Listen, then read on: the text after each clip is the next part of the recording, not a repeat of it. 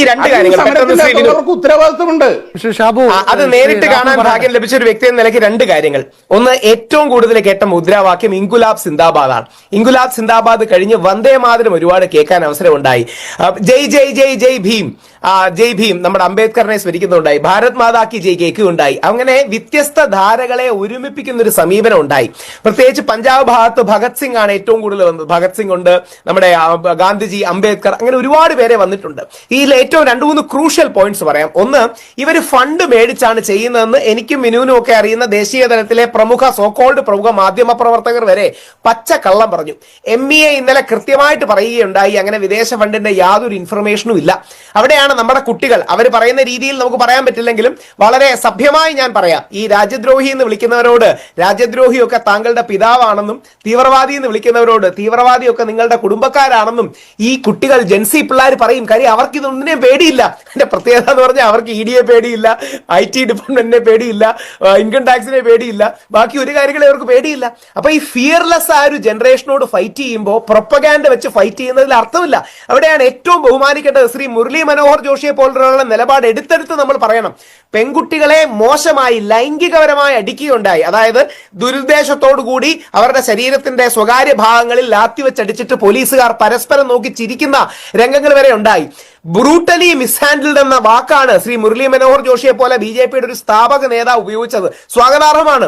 അണ്ണാ ഹസാരെ അടക്കം വളരെ ശക്തമായി തന്നെ നരേന്ദ്രമോദിക്ക് ധർമ്മേന്ദ്ര പ്രധാനെ മാറ്റണമെന്ന് നിലപാടെടുത്തു. ഈ രാജ്യം ഒന്നായി ഉയർന്നതാണ്. ഇത് ആരുടെയും തോൽവിയല്ല, എല്ലാവരുടെയും വിജയമാണ്.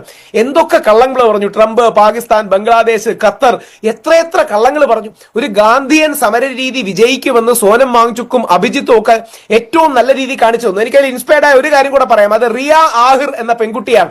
യഥാർത്ഥത്തിൽ ജീൻസ് ഇട്ട ഭാരതമാതാവാണ്.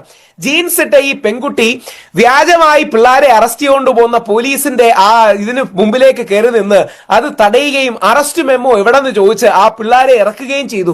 ഇങ്ങനെയുള്ളവരെയാണ് നമ്മൾ ഏറ്റവും കൂടുതൽ അഭിനന്ദിക്കേണ്ടത്.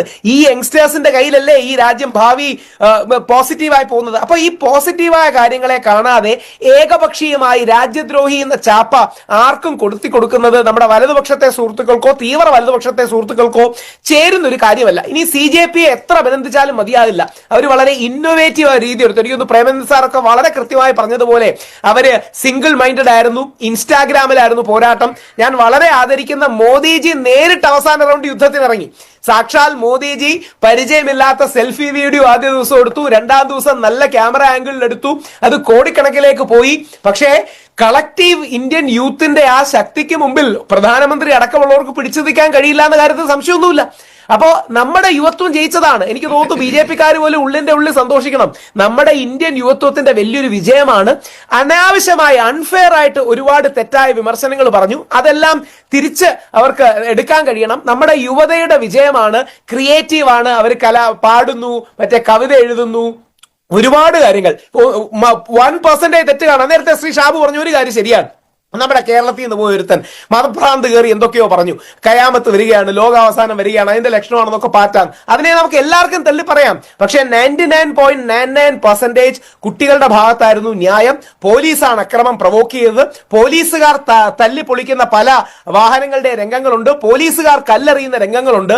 പോലീസുകാർ ഇവരെ ഡിസ്ക്രെഡിറ്റ് ചെയ്യാൻ പല കാര്യങ്ങളും ചെയ്തു. ധ്രുവറത്തിയൊക്കെ വീഡിയോ വൈസ് അടക്കം കാര്യമായിട്ട് അതിന്റെ തെളിവുകൾ വെളിയിൽ കൊണ്ടുവന്നിട്ടുണ്ട്. അപ്പൊ നമ്മുടെ യുവാക്കൾ ഉണർന്നിരുന്ന പോരാടി വിജയിച്ചതിൽ നമ്മൾ അഭിമാനിക്കുകയല്ലേ ചെയ്യേണ്ടത്.